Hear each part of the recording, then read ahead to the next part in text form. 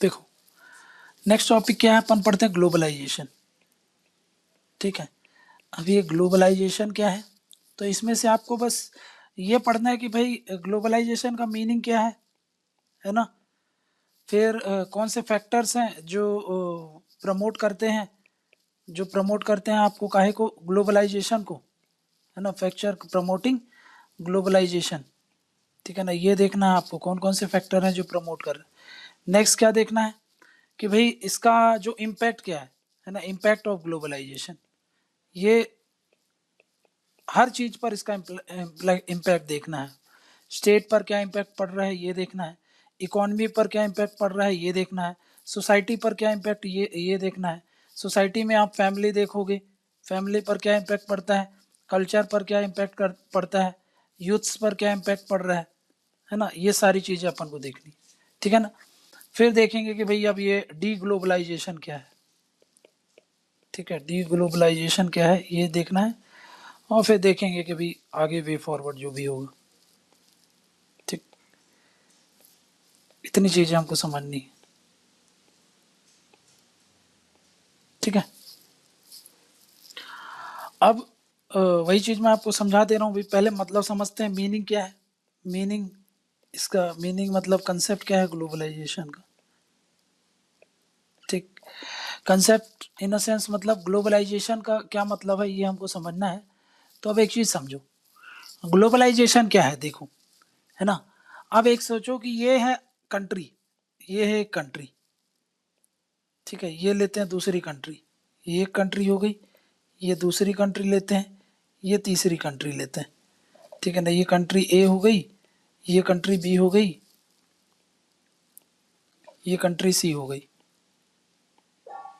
ठीक है, अब इन कंट्रीज में क्या है कि भाई इनका जो स्टेट है ना, स्टेट के साथ साथ इनकी इकोनॉमी ले लो आप, इकोनॉमी ले लो, और नेक्स्ट क्या ले लो आप, सोसाइटी भी ले लो। समझ में आ रहा है, इसका भी स्टेट, इकोनॉमी और सोसाइटी। ठीक, इसमें भी स्टेट, इकोनॉमी और सोसाइटी, है ना। भाई अलग अलग कंट्री है जहां पर इन इन इन सब को लेकर के क्या हो, ये चीजें हो जाए, इन सब को लेकर के आपस में क्या हो, इंटरडिपेंडेंस बढ़ जाए, है ना, इंटरडिपेंडेंस बढ़ जाए। इंटरडिपेंडेंस मतलब एक दूसरे को, कंट्री ए, कंट्री बी, कंट्री सी, ये तीनों क्या हो जाए, एक दूसरे पर इंटरडिपेंडेंस हो जाए, इसके साथ साथ इंटरकनेक्टेड हो जाए, इंटरकनेक्टेड हो जाए। ठीक है ना, और क्या हो जाए, इंटीग्रेट हो जाए, इंटीग्रेट हो जाए मतलब जुड़ जाए।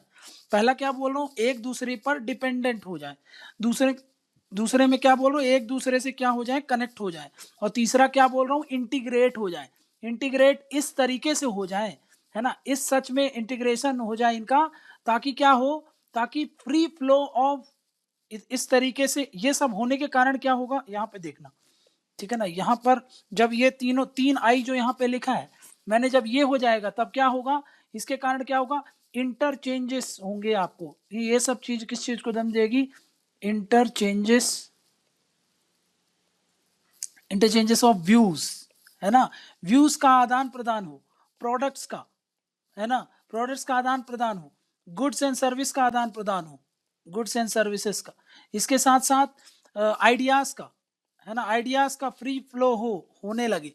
समझ में क्या, और क्या किस चीज का आदान प्रदान हो, आइडियाज के साथ साथ other aspects of culture, other aspects of society and culture.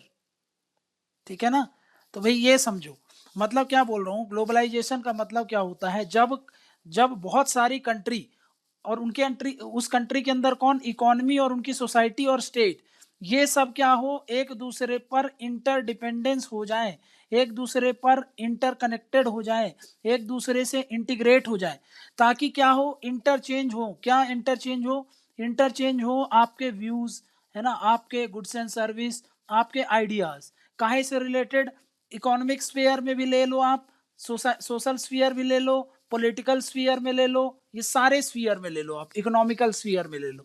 तो ये क्या बोल रहा हूँ, ये जो free flow of views ideas होंगे, है ना, ये फ्री फ्लो होगा, free flow of views ideas, समझ रहे हो, व्यूज आइडियाज, इन सब का फ्री फ्लो हो, किस किस डोमेन में, with respect to political domains, है ना, political domain, economical domain, social domain, है ना, जो भी आप जानते हो, एनवायरमेंटल, सब जो भी जितना भी जानते हो सब लिख दो। मतलब इनसे related free flow of ideas views होने लगे, और वो फ्लो ही नहीं, वो क्या हो, इंटरचेंज होने लगे। और ये इंटरचेंजेस क्यों हो रहे हैं, ये इसलिए हो रहे हैं क्योंकि क्या हो गया है, इंटरडिपेंडेंस हो गया है, इंटरकनेक्ट हो गई हैं सारी दुनिया के जितनी भी कंट्रीज हैं, इंटीग्रेट हो गई।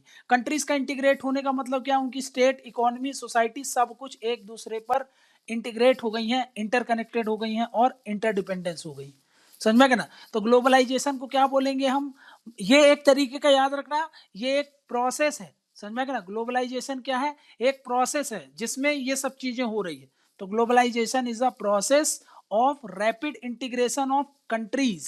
समझ में क्या ना, क्लियर ना, कि ग्लोबलाइजेशन क्या होता है, globalisation is defined as the process of rapid integration of countries, है ना। और किस चीज में लेकर के बता दिया, तो मैंने आपको बता दिया, it is an international integration. Integration कैसा, इंटरनेशनल इंटीग्रेशन। इंटरनेशनल इंटीग्रेशन क्यों हो रहा है ये, arising from interchanges of world views, products, ideas and other aspects of culture, society, है ना। इन सब चीजों के कारण क्या हो रहा है, इन सब चीजों के कारण आपका ग्लोबलाइजेशन होता है।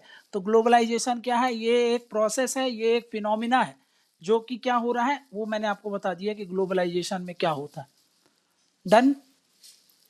तो क्या बोलोगे, it is a process of increasing interdependence, interconnectedness and integration of economies and society to such an extent that event in one part of the globe affects the people of other parts of the world. समझ में आ रहा है, मतलब ये इतना, इतने तरीके से इंटीग्रेट हो चुके हैं। यहाँ पे देखो, यहाँ पर इंटरडिपेंडेंट हो गए, इंटीग्रेट हो गए और इंटरकनेक्टेड हो गए। तो ऐसा क्या होगा, इवेंट जो अगर एक पार्ट में होगा, event in one place of the world, वो अफेक्ट करे आपको दूसरे पार्ट ऑफ द वर्ल्ड को, है ना, affects the other part of the world. समझ रहे, अगर वो, भाई ग्लोबलाइजेशन तभी होगा ना कि भाई वहां की इकोनॉमी अगर खराब होगी तो पूरे दुनिया को उसका असर होना चाहिए, है ना। भाई यूएस की इकोनॉमी खराब होती है तो पूरे दुनिया में इंपैक्ट पड़ता है, क्यों, क्योंकि यूएस पूरी दुनिया से इंटरकनेक्टेड है ना, सारी कंट्री उस पर इंटरडिपेंडेंट है ना, सारी ग्लोबल इकोनॉमी यूएस की इकोनॉमी से इंटीग्रेट कर दी गई है। इसलिए क्या हो रहा है, एक कंट्री में अगर अफेक्ट होता है, जैसे चाइना में अगर अफेक्ट हुआ कोई भी चीज इंपैक्ट करी, तो वो क्यों हुआ, वो बाकी पार्ट ऑफ द वर्ल्ड को भी अफेक्ट करता है। जैसे कोरोना वायरस ले लो, वहां पे इंपैक्ट हुआ, लेकिन देखो इतना free flow of goods and service और फ्री फ्लो ऑफ आइडियाज, और उसके साथ साथ free flow of movement of people भी हुआ है ना। तब जाकर के देखो आप क्या हो रहा है कि भाई इतने लोग ट्रेवल करते हैं, ये सब क्यों हो रहा है, क्योंकि इंटीग्रेटेड है। यूएस में कुछ चीज होता है, चाइना में कुछ चीजें होता है, तो बाकी दूसरी कंट्रीज पर क्यों अफेक्ट कर होती है, क्योंकि भाई पूरी दुनिया क्या है, इंटीग्रेट हो चुकी है। तो globalisation is process of integration है, ये भी जानना है आपको, है ना। ग्लोबलाइजेशन क्या करता है, वर्ल्ड की जो डिफरेंट डिफरेंट यूनिट्स हैं उनको क्या करता है, इंटीग्रेट करता है ना। अलग अलग यूनिट्स, वो यूनिट्स कुछ भी हो सकती है, वो आपकी इकोनॉमी एज अ यूनिट हो सकती है, पॉलिटी एज अ यूनिट हो सकती है ना। ये जो कैपिटलिज्म फैल रहा है, क्यों फैल रहा है, क्योंकि ग्लोबलाइजेशन उसको फैला रहा है। समझ में आ गया। तो ग्लोबलाइजेशन एक प्रोसेस है जिसमें से क्या किया जा रहा है, एक फिनोमिना है जिससे क्या हो रहा है कि भाई इंटीग्रेट किया जा रहा है पूरी वर्ल्ड को, एक मतलब एक यूनिट में इंटीग्रेट कर रहे हैं ना, और मतलब इंटरडिपेंडेंट बना रहे हैं, इंटरकनेक्टेडनेस बढ़ाया जा रहा है। तो इसको हम क्या बोल देते हैं, इसको हम बोलते हैं भाई ग्लोबलाइजेशन। क्लियर है। तो ग्लोबलाइजेशन का मतलब समझ में आ गया ना, क्या है कंसेप्ट, हमने समझ लिया कि ग्लोबलाइजेशन का मतलब ये है भाई। क्यों हो रहा है ये, तो मैंने आपको बता दिया, ये इसलिए हो रहा है क्योंकि इतना लोगों का फ्री फ्लो मूवमेंट होता जा रहा है और ये चीजें रैपिड स्केल में ग्रोथ होती जा रही है, ज्यादा से ज्यादा लोग डिपेंडेंट हो रहे हैं एक दूसरे पर, इसलिए ग्लोबलाइजेशन और बढ़ रहा है। समझ में क्या ना? क्लियर है? क्यों? क्योंकि ग्रेटर फॉरेन ट्रेड हो रहा है, फॉरेन इन्वेस्टमेंट बढ़ रहा है, इसलिए भी आपको ये चीजों का ग्लोबलाइजेशन होता है। ठीक है, तो एक बार और समझ लेते हैं। Globalisation is defined as the process of rapid integration of countries, है ना, happening through greater foreign trade and foreign investment, है ना। क्यों? क्योंकि फॉरेन ट्रेड और फॉरेन इन्वेस्टमेंट बढ़ रहा है, ठीक है ना। और उसी से क्या हो रहा है? It is the process of international integration arising out of, क्यों अराइज हो रहा है ये? Arising out of interchange of world views, products, ideas and other aspects of society and culture. समझ में क्या ना? तो इसी को ही हम क्या बोल देते हैं? इसी को ही हम बोल देते हैं कि भाई ये है हमारा ग्लोबलाइजेशन। समझ में क्या ना? ऐसे कौन कौन से फैक्टर्स हैं, अब बताओ आप, ऐसे कौन कौन से फैक्टर्स हैं जो इस चीजों को जन्म देते हैं, है ना, फैक्टर्स अफेक्टिंग ग्लोबलाइजेशन।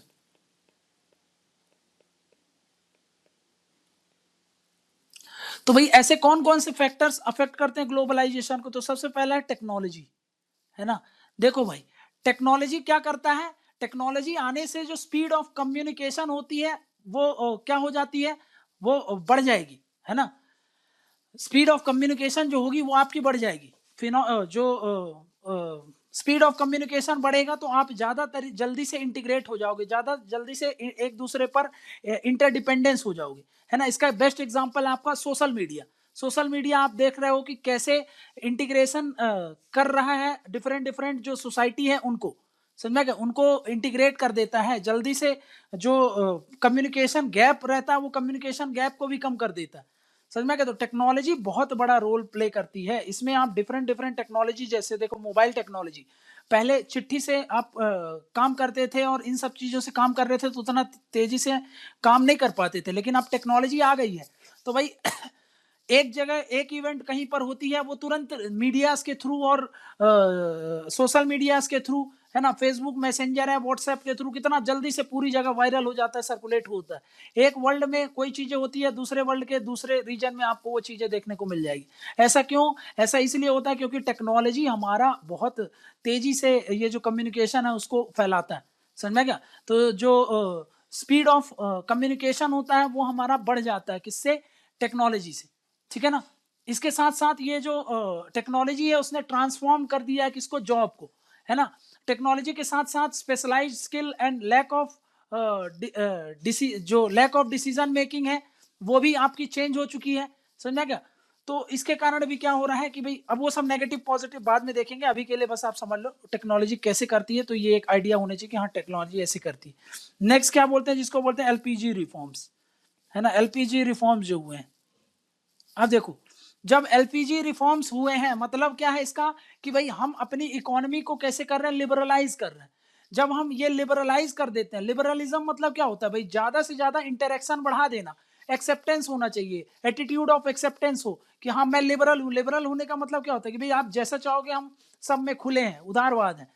तो भाई लिबरल जो एलपीजी रिफॉर्म्स आए हैं तो इससे हमारी जो इकोनॉमी है वो बहुत चीजों के लिए खोल दी गई है। जैसे कि पहले क्लोज इकोनॉमी रहती थी, है ना, बहुत सारा कंट्रोल होता था गवर्नमेंट का, इंस्पेक्टर राज था, लाइसेंस राज था, रेड टेपिज्म चल रहा था। लेकिन ये सब चीजें एलपीजी रिफॉर्म्स के आने के बाद क्या कर दिया गया? बंद कर दिया।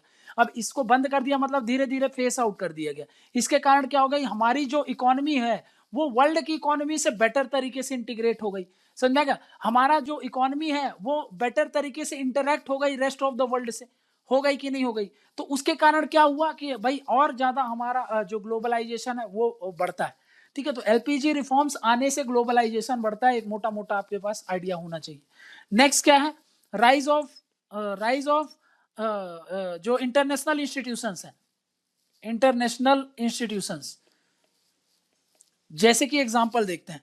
एग्जांपल देखो, एग्जांपल है जो आपका यूएन है, एग्जांपल यूएन है, और सबसे बेस्ट एग्जांपल आप समझो डब्ल्यूटीओ है। डब्ल्यूटीओ क्या करता है? आपस में ट्रेड को फैसिलिटेट कर रहा है ना। डब्ल्यूटीओ फॉर्मेशन में आया था 1994 में। इसने क्या किया, जो डिफरेंट डिफरेंट कंट्रीज के बीच में जो tariff and non tariff barriers लगा के रखते थे अलग अलग कंट्रीज, जिसके कारण क्या हो रहा था कि इकोनॉमी रिस्ट्रिक्ट हो जाती थी, एक दूसरे से ट्रेड कम होता था, ट्रेड एक्टिविटीज कम होती थी, मूवमेंट ऑफ जो गुड्स एंड सर्विस था वो कम हो जाता था, क्योंकि ये tariff and non tariff barriers बहुत ज्यादा लगते थे। तो डब्ल्यूटीओ ने क्या किया, डब्ल्यूटीओ ने ये किया कि भाई उसको कम करवाया, अलग अलग कंट्रीज को बोला कि आप ये सब मत करो, ऐसा करोगे तो आपकी इकोनॉमी क्या होगा, ज्यादा अच्छी नहीं चल पाएगी।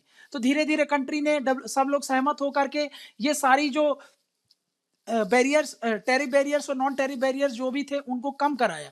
जब उनको कम कराया तो इससे क्या हुआ कि जो मूवमेंट है वो बढ़ा, movements of goods and service वो बढ़ा। इसके अलावा लोगों के बीच में आपको पता है फ्री ट्रेड एग्रीमेंट होता है, प्रेफरेंशियल ट्रेड एग्रीमेंट होता है, कॉम्प्रिहेंसिव इकोनॉमिक पार्टनरशिप एग्रीमेंट होता है, तो सीईपीए, सीईसीए, एफटीआई, ये सब चीजें होता है। इससे क्या होता है, लोग अपने आपस में एक दूसरे की कंट्री में डिपेंडेंस हो जाती है ना भाई। एक कंट्री हर चीज तो उगा नहीं पाएगी, वो दूसरे कंट्रीज पर डिपेंडेंट हो जाती है। दूसरे कंट्रीज पर डिपेंडेंट हो जाना मतलब अपनी इकोनॉमी के उसके साथ इंटीग्रेट कर लेना। जब उसके साथ इंटीग्रेट कर लोगे तो आप एक दूसरे पर इंटरडिपेंडेंस हो गए, इंटीग्रेट हो गए, तो फिर बात वही हो गई, यही तो ग्लोबलाइजेशन है, और क्या। समझ में आ गया ना, क्लियर है। नेक्स्ट क्या बोल रहा हूं, इसके साथ साथ सिर्फ राइज ऑफ इंटरनेशनल इंस्टीट्यूशंस नहीं, राइज ऑफ मल्टीनेशनल कंपनीज भी हैं, rise of multinational companies, MNCs. अब राइज ऑफ एमएनसीज के कारण क्या हो रहा है, जो मल्टीनेशनल कॉर्पोरेशंस होती हैं, वो एक multinational corporation different different geographical regions में आपको देखने को मिलेगी। तो उस कंपनी के जो भी बेस्ट प्रैक्टिस होंगे वो आपको सारी कंट्रीज में देखने को मिलेंगे। फॉर एग्जांपल ले लो आप एप्पल, एप्पल आप यूएस में भी देखने को मिलेगा, यहाँ भी देखने को मिलेगा, चाइना में भी देखने को मिलेगा, अफ्रीकन कंट्रीज में भी देखने को मिलेगा, यूरोपियन कंट्रीज में भी देखने को मिलेगा। इससे क्या हो रहा है, जो उस कंपनी की जो बेस्ट प्रैक्टिस है सारी कंट्रीज पर जा रही है, टेक्नोलॉजी सारी कंट्रीज में डिफ्यूज हो रही है ना। प्लस इसके जो रिसोर्सेस होंगे, है ना, जो रिसोर्सेस होंगे वो इंटीग्रेट हो गए ना, कहीं से वो रॉ मटेरियल कहीं से लेगा, फिनिश प्रोडक्ट कहाँ को भी कहीं और को बिकेगा। इससे क्या हो रहा है, जो रॉ मटेरियल है जहां पर वो उगाए जाते हैं और जहां पर वो बिक जा रहे हैं, वो सब भी आपस में इंटीग्रेट हो रहे हैं कि नहीं हो रहे। आप और भी बड़ी बड़ी कंपनी का ले लो, हिंदुस्तान यूनिलीवर ले लो आप, ठीक है ना भाई, आप टाटा मोटर्स ले लो आप, ये सब क्या है, ये सब जो मल्टीनेशनल कंपनीज है डिफरेंट डिफरेंट कंट्रीज में ऑपरेट करती हैं। और उसके कारण क्या होता है, टेक्नोलॉजी डिफ्यूजन होता है, जो ह्यूमन रिसोर्सेस होते हैं, जो उनके स्टाफ होते हैं, जो बड़े बड़े उनके कर्मचारी होते हैं, वो उनका आपस में मूवमेंट होता है कंट्री टू कंट्री। तो इससे क्या होता है, share of idea, share diffusion of technology, ये सारी चीजें होती हैं। इनके कारण क्या होगा, इसके कारण एक तो इकोनॉमिक भी हमारी लिबरलाइज होगी, है ना, और उसके साथ उसके कारण क्या होगा, इन सब चीजों के कारण हमारा जो एक globalisation is all about creating a global village. समझ में आ गया, ग्लोबलाइजेशन क्या बात करता है कि हम एक ग्लोबल विलेज की तरह इसमें देखेंगे। तो भाई सब विलेज में क्या होता है, सब एक दूसरे पर इंटरडिपेंडेंट होते हैं, मिलजुल कर काम करते हैं। तो ग्लोबलाइजेशन में भी हम क्या कर रहे हैं कि भाई एक दूसरे कंट्रीज से मिलजुल कर काम कर रहे हैं, और क्या कर रहे हैं, मिलजुल कर काम करने के साथ साथ हम वो कर रहे हैं कि भाई एक दूसरे में इंटीग्रेट कर रहे हैं और बेटर तरीके से इंटरेक्ट कर रहे हैं। समझ में आ गया। तो भाई यही है आपका क्या है, इसी के कारण क्या हो रहा है, ग्लोबलाइजेशन बढ़ रहा है। लास्ट देख लेते हैं, इसके कारण बढ़ रहा है इंप्रूव्ड मोबिलिटी ऑफ कैपिटल, है ना, improved mobility of capital, improved mobility of capital. अब इसका मतलब क्या है, देखो पहले क्या होता था ना कि कैपिटल बैरियर्स बहुत ज्यादा होते थे, जिसके कारण जो कैपिटल फ्लो है डिफरेंट डिफरेंट कंट्रीज की डिफरेंट डिफरेंट इकोनॉमी में वो नहीं हो पाती थी। आजकल क्या हो गया है, कैपिटल का मूवमेंट जो होता है वो बहुत बेटर तरीके से बहुत तेजी से हो जाता है। जैसे एफडीआई, एफआईआई, किसी कंट्री में अगर प्रॉब्लम है, दिक्कत है, तो ये जो कैपिटल प्रॉब्लम्स हैं ये सब ओवरकम कर दिया जाते हैं। बहुत सारे कंपनीज होती है, बहुत सारे मल्टीनेशनल ऑर्गेनाइजेशंस होते हैं, बहुत सारे स्टेट्स होते हैं जो ये एफडीआई, एफआईआई वगैरह को, इनका एक दूसरे कंट्री में फ्री फ्लो होता रहता है। तो इससे क्या होता है कि भाई ये जो कैपिटल का दिक्कत होती थी पहले कंट्रीज को, कि कैपिटल नहीं रह पाते थे उनके कारण, अब वो सब चीजें क्या होती, कम हो रही है। अब जब मोबिलिटी बढ़ेगी, कैपिटल, जब एफडीआई आएगा, इसमें एग्जांपल ले लो आप एफडीआई का, एफआईआई का, वो सब आने का मतलब क्या है, ये वहीं आता है ना जहां पर आपकी लिबरल इकोनॉमी होगी, है ना। और लिबरल इकोनॉमी का मतलब क्या है, ग्लोबलाइज्ड वर्ल्ड, है ना, ग्लोबल विलेज। तो वही बोल रहा है कि भाई इंप्रूव्ड मोबिलिटी ऑफ कैपिटल, आप लोन एक्सेस कर सकते हो, आपको एफडीआई एफआई इजीली मिल सकता है, आपको ग्रांट्स मिल सकते हैं, आपको लोन्स इजीली मिल सकते हैं, किससे, लोन्स ग्रांट्स ये सब आपको मिल सकते हैं वर्ल्ड बैंक से, है ना। आपको अगर बैलेंस ऑफ पेमेंट क्राइसिस है तो आईएमएफ से भी आपको ये सब चीजें मिल सकती है। इसके साथ साथ कई कंट्रीज करेंसी स्वैप एग्रीमेंट किए जाते हैं, उससे क्या होता है, ये सब आपको कब देखने को मिलेगा, ये सब आपको तब देखने को मिलेगा जब आपकी इकोनॉमी कैसी होगी, उदार होगी, लिबरल होगी। और लिबरल होने का मतलब क्या है कि आप इंटीग्रेट कर रहे हो दूसरों के साथ। क्लोज्ड इकोनॉमी में ये सब चीजें आपको फायदा नहीं देखने को मिलेगा। ये सब हो रहा है, इसके कारण वो कंट्री पे और प्रेशर रहता है कि हमको और खुलना है, अपनी इकोनॉमी को वो करना है, खोल के रखना है। तो इसी को ही हम क्या बोल रहे हैं, इंप्रूव्ड मोबिलिटी ऑफ कैपिटल में आपको पता है इजीली जो एफडीआई एफआईआई आ जाता है, ग्रांट मिल जाते हैं, लोन मिल जाते हैं, है ना। वर्ल्ड बैंक आईएमएफ ये खुद ही तभी लोन वगैरह देते हैं जब आप इनकी कंडीशंस को फुलफिल करते हो, जिसमें वो क्लियर कट बोलते हैं कि आप लिबरल रहोगे तब जा करके आपको आपकी इकोनॉमी लिबरल होनी चाहिए, आपको ये सारे रिफॉर्म्स करने चाहिए, तब जा करके आपको ये सारे लोन्स दिए जाते हैं। करेंसी स्वैप एग्रीमेंट क्या होता है, जहां पर डिफरेंट डिफरेंट कंट्रीज अपने मान लो यूएस है, इंडिया ने करेंसी स्वैप एग्रीमेंट किया है, तो भाई इंडिया यूएस डॉलर को मतलब इक्विवेलेंट डॉलर जो भी स्वैप में एग्रीमेंट मेंशन होगा उस डॉलर को यूज करके वो जो भी परचेज वगैरह करना है वो कर सकते हैं, ठीक है ना। बाकी ये सब क्या है, डिटेल में जब जरूरत आएगी तो आपको डिटेल में एक बार समझा दिया जाएगा, ठीक है।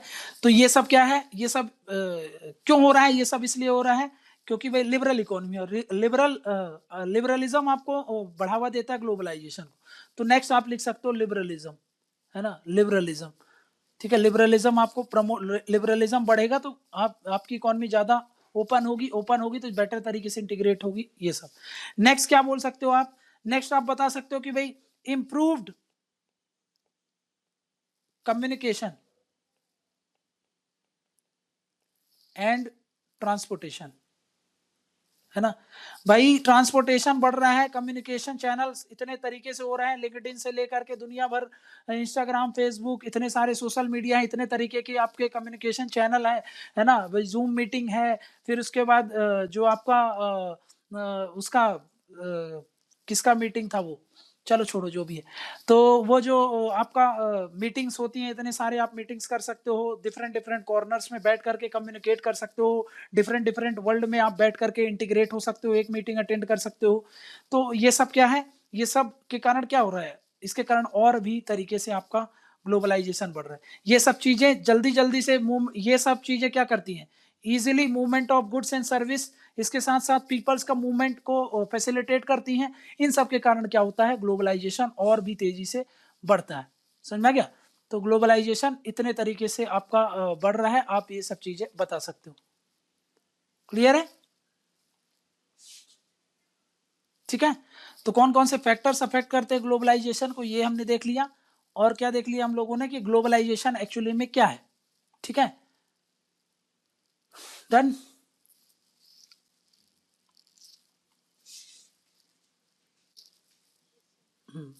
अब क्या देखना है अपन को, अब देख लेते हैं अपन कि भाई इम्पैक्ट ऑफ ग्लोबलाइजेशन क्या है ना। तो अभी पहले इसके पहले हम देख लें कि भाई ग्लोबलाइजेशन इंडिया में कैसे अफेक्ट करता है, ठीक है।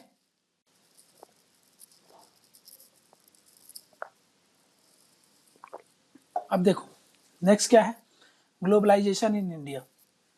आपको पता है कि भाई पहले हमारी इंडिया जब आज़ाद हुआ था तो इंडिया को बोला जाता था कि वो एक क्लोज इकॉनमी है ना, क्लोज इकॉनमी है, ठीक है। तो भाई इनिशियली इंडिया कैसा था, क्लोज इकॉनमी था। धीरे धीरे करके वो एक लिबरल इकॉनमी आया है ना, लिबरल इकॉनमी है। इसके साथ साथ पहले ये सोशलिस्ट ज़्यादा था, ठीक है, सोशलिस्ट ज़्यादा था, सोशलिस्ट। अब आपको देखने को मिलेगा कि इसमें कैपिटलिस्ट ज़्यादा है ना, कैपिटलिस्ट एलिमेंट जो है वो ज़्यादा देखने को मिलेंगे। जो ये था सोशलिस्ट एलिमेंट ये ज़्यादा था, धीरे धीरे करके कैपिटलिस्ट एलिमेंट ज़्यादा देखने को मिलेंगे आप। इसके बीच का एक जो समय था जिसको बोलते हैं एलपीजी रिफॉर्म्स, एलपीजी का जो रिफॉर्म्स किए गए थे, है ना। ये आपको जब इसके पहले क्या हुआ था, इसके पहले हुए थे आपके जिसको हम बोलते हैं बीओपी क्राइसिस आया था, है ना, बीओपी क्राइसिस आया था। बीओपी क्राइसिस के बाद आया है आपका एलपीजी रिफॉर्म्स, उसके बाद आपकी जो इकोनॉमी है वो लिबरल इकोनॉमी है। अब एक थोड़ा सा फंडा समझो क्या बोल रहा हूँ मैं। ये बोल रहा हूँ कि भाई एक तरफ है डेवलप्ड कंट्रीज, है ना, डेवलप्ड कंट्रीज। डेवलप्ड कंट्रीज मतलब आपको पता है कौन है ये, वेस्टर्न कंट्रीज जो है ना, ये है आपकी वेस्टर्न कंट्रीज। ऐसा बोला जाता है कि ये एक पॉलिसी परस्यू करते हैं जिसको बोलते हैं इकोनॉमिक इंपीरियलिज्म, ठीक है ना। इनकी पॉलिसी क्या होती है, इनकी पॉलिसी होती है policy of economic imperialism, economic imperialism, ठीक। मतलब इंपीरियलिज्म पता है ना आपको भाई, दूसरों मतलब विस्तारवाद करना है कैसे, इकोनॉमिक स्फीयर में, ठीक है ना। तो ये क्या करते हैं, ये क्या करेंगे, डेवलप कंट्रीज आपको जो डेवलपिंग कंट्रीज हैं उनको बोलेंगे कि आप लिबरलाइज करो अपना ट्रेड और ज्यादा से ज्यादा फ्लेक्सिबिलिटी दो काहे में, बिजनेस पॉलिसी में, और इक्वल अपॉर्चुनिटीज दो काहे को, मल्टीनेशनल जो फर्म्स होते हैं कहां पर ये सब चीजें देखना है आपको, डोमेस्टिक फर्म्स हैं। ये हैं आपकी डेवलप्ड कंट्रीज और ये हैं डेवलपिंग कंट्रीज, डेवलपिंग कंट्रीज, है ना। डेवलपिंग कंट्रीज को क्या करना है, ये इनको क्या करेंगे, ये इनको परस्यू करेंगे, है ना, परस्यू करेंगे, परस्यू के साथ साथ फोर्स भी करेंगे, ठीक है ना। वो परस्यू इसलिए बोल देते हैं कि अच्छा लगता है, लेकिन एक्चुअली में वो क्या करते हैं, फोर्स ही करते हैं आप, ठीक है ना, ताकि डेवलपिंग कंट्रीज क्या करें, अपनी इकोनॉमी को लिबरलाइज करें, है ना, इकोनॉमी को लिबरलाइज करें, ये करें। दूसरा वो आप अपने जो ये जो बाहर की कंट्रीज है ना, बाहर कंट्रीज की जो भी बिजनेस है ना, वो यहाँ पर आए और इन्वेस्ट करें, ऐसा उनको एनवायरनमेंट प्रोवाइड करो। मतलब जो फॉरेन कंपनीज होंगी, है ना, फॉरेन कंपनीज जब आपके देश में इन्वेस्टमेंट करेंगी, है ना, तो इन्वेस्टमेंट करें तो उसके लिए एनवायरनमेंट कैसा हो, इनके लिए आप फेवरेबल एनवायरनमेंट प्रोवाइड करो, फेवरेबल एनवायरनमेंट प्रोवाइड करो। इसका मतलब क्या है कि आपको आपकी जो बिजनेस पॉलिसीज हैं उनको फ्लेक्सिबल करना पड़ेगा। मतलब क्या है, ये जो बिजनेस पॉलिसीज हैं उनको क्या करना पड़ेगा, इसको फ्लेक्सिबल करना है ना, इसको फ्लेक्सिबल करना, इसको फ्लेक्सिबल करना है। इसका मतलब क्या है, आपको आपको पूरा मतलब इक्वल अपॉर्चुनिटी देनी पड़ेगी, किसको, मल्टीनेशनल फर्म्स को, विथ रिस्पेक्ट टू जो आपके डोमेस्टिक फर्म्स हैं, है ना, इक्वल अपॉर्चुनिटीज दो सबको, equal opportunities to multinational firms,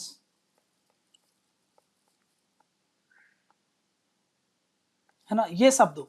मतलब कुल मिला के जो बाहर का इन्वेस्टमेंट आ रहा है आपके यहाँ, वो आपको खूब लूटे, खूब कमाए, आपकी धजिया उड़ जाए और वो वहां से सारा पैसा आपका लेके आपके देश में जाए, ऐसा उनको माहौल बना करके दो, समझ में आएगा। तो ये बोलता है, ये परस्यू करते हैं, ग्लोबलाइजेशन में यही किया जाता है। और इसके लिए वो किस चीज का यूज करते हैं, इनके लिए वो, अब ये सब करवाओगे कब आप, ये सब जो भी चीजें मैंने बोला कि इकोनॉमी लिबरलाइज करो, ठीक है, फॉरेन कंपनीज आए इन्वेस्टमेंट करें, उनके लिए आप फेवरेबल एनवायरनमेंट प्रोवाइड करो, बिजनेस पॉलिसी फ्लेक्सिबल करो, है ना, आप क्या करो, ज्यादा से ज्यादा कैपिटलिज्म को अपनाओ, कैपिटलिज्म को अपनाओ।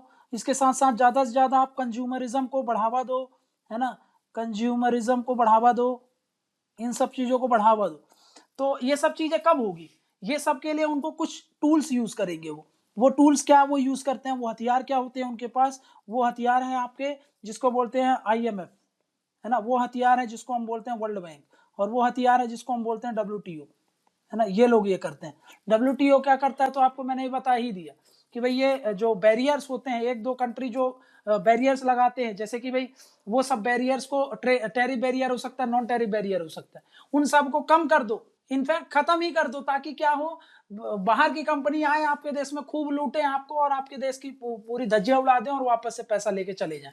ऐसा बोलते हैं ये डब्ल्यूटीओ वाले, ठीक है ना। यहाँ पर जो भी पॉलिसीज होती हैं, याद रखना, इन पर दबदबा किसका है, इन पर, इनको चलाता कौन है, इनको चलाते हैं, इनका दबदबा होता है वेस्टर्न कंट्रीज का। तो ये जो भी पॉलिसीज लेके आएंगे, है ना, ये जो भी पॉलिसीज लाते हैं वो फेवरेबल होगी किसके, फेवरेबल होती हैं, फेवरेबल होगी आपकी डेवलप्ड कंट्रीज के पक्ष में, ठीक है, डेवलप कंट्रीज के पक्ष में ये फेवरेबल होती हैं, ठीक है। तो ये बात आप याद रख लेना। लिबरलिज्म का जो ये लिबरलिज्म जो प्रमोट करने की बात करते हैं, वो कौन कंट्रीज करते हैं, डेवलप्ड कंट्रीज बोलते हैं, ठीक है ना। और इन पे फायदा किसका होता है, डेवलप्ड कंट्रीज का, डेवलपिंग कंट्रीज को सिर्फ बेवकूफ बनाया जाता है, ठीक है ना। तो ये सब चीजों का यूज करते हैं। जैसे आईएमएफ आपको पैसा कब देगा, आईएमएफ आपको मान लो बीओपी क्राइसिस आ गया तो बीओपी क्राइसिस आ गया तो आपको बोलेगा कि आप अपने आपके देश में हम आपको लोन तब देंगे जब आप बाहर की कंपनीज को अलाउ करोगे, अपने यहाँ डिसइन्वेस्टमेंट करोगे, अपने यहाँ प्राइवेटाइज करोगे, है ना, प्राइवेटाइज कर दो, डिसइन्वेस्ट कर दो, ये सब चीजें कर दो, कैपिटलिस्ट मॉडल लेके आओ, ठीक है ना, लिबरलाइज करो अपनी इकोनॉमी को, ठीक है, दुनिया भर का टैक्स लगाओ, अपनी इनकम जनरेट करो, ये सब करोगे तब जाकर कंडीशंस अटैच होती है, इसीलिए कंडीशन ट्रांसफर होते हैं यहाँ पे, है ना, कंडीशनल ट्रांसफर होता है, याद रखना ये, ठीक है ना। वहीं पर वर्ल्ड बैंक आपको ये बीओपी क्राइसिस में पैसा देता है और वर्ल्ड बैंक से आपको ग्रांट भी मिल जाता है और लोन भी मिल जाता है।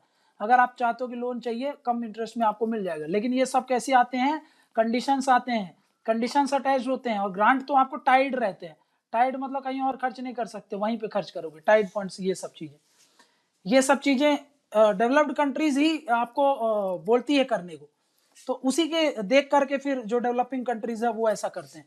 ऐसा ही हुआ था हमारे साथ जब हमारा 1991 1992 के आसपास जो हमारा जो बीओपी क्राइसिस आया था, है ना, बीओपी क्राइसिस आया था, तो बैलेंस ऑफ पेमेंट क्राइसिस बोलते हैं। बैलेंस ऑफ पेमेंट क्या है अगर आपको नहीं पता है तो बाद में देखेंगे इसको, ठीक है। ये बहुत बड़ा टॉपिक है, आपस को बहुत इसको समझाना पड़ेगा, वैसे भी आपने इकोनॉमिक्स में ये सब चीजें पढ़ ली होगी, पढ़ ली है, ठीक है, बीओपी क्राइसिस। तो बीओपी क्राइसिस से लड़ने के बाद क्या किया गया, इसके बाद हमको बोला गया आईएमएफ के द्वारा क्या बोला गया कि इंडियन इकोनॉमी को क्या करना है, इंडियन इकोनॉमी को आपको लिबरलाइज करना है, इसको लिबरलाइज करना है। उसके बाद आपको पता है 1994 के आसपास डब्ल्यूटीओ आ गया है। डब्ल्यूटीओ का रोल मैंने आपको बता ही दिया। डब्ल्यूटीओ क्या बोलता है, डब्ल्यूटीओ बोलता है कि आपको जो ये टैरिफ है उनको कट डाउन करना है, कम करना है, आपकी इकोनॉमी को लिबरलाइज करना है ताकि बाहर से जो ट्रेड इन्वेस्टमेंट हो वो सब आप पे आ सके। इसमें डब्ल्यूटीओ का बहुत ज्यादा प्रेशर रहता है, इंपोर्ट ड्यूटीज को कट डाउन करना पड़ता है, मल्टीनेशनल कंपनीज को ऑपरेट करना पड़ेगा, ऑपरेट करने देना है इक्विटी बेसिस पर, समझ में। इसके कारण क्या होगा, इसके कारण ग्लोबलाइजेशन बढ़ेगा, इसके कारण लिबरलाइजेशन आएगा, इसके कारण इंडिया में नई नई टेक्नोलॉजी आएंगी, नए नए प्रोडक्ट आएंगे और नई नई इकोनॉमिक अपॉर्चुनिटीज आएंगी, ऐसा इनका इन सब का कहना है, डब्ल्यूटीओ और ये सब कंट्रीज बोल रहे हैं, ठीक है ना। तो इसके कारण क्या हो गया कि भाई अब रेड टेपिज्म कम हो गया, जो आपका क्लियरेंस होता था बहुत ज्यादा जो लगता था, कागज वर्क ज्यादा था, वो सब कम हो गया, ठीक है ना। जो ईज ऑफ डूइंग बिजनेस को प्रमोट करवाना, ये सब चीजें धीरे धीरे बढ़ गई और उसके कारण जो हमारे यहाँ बिजनेस वगैरह होते हैं, बिजनेस प्रोसेसिंग जो भी यूनिट्स हैं वो सब बढ़े, उसके कारण बोला जाता है रिसर्च एंड डेवलपमेंट भी बढ़ा है, मल्टीनेशनल कंपनीज इंडिया में ऑपरेट करने लगी, है ना, उनको बहुत सारा इन्वेस्टमेंट इंडिया में आने लगा, रिसर्च एंड डेवलपमेंट बढ़ने लगी, ये सब चीजें होने लगी, ठीक है।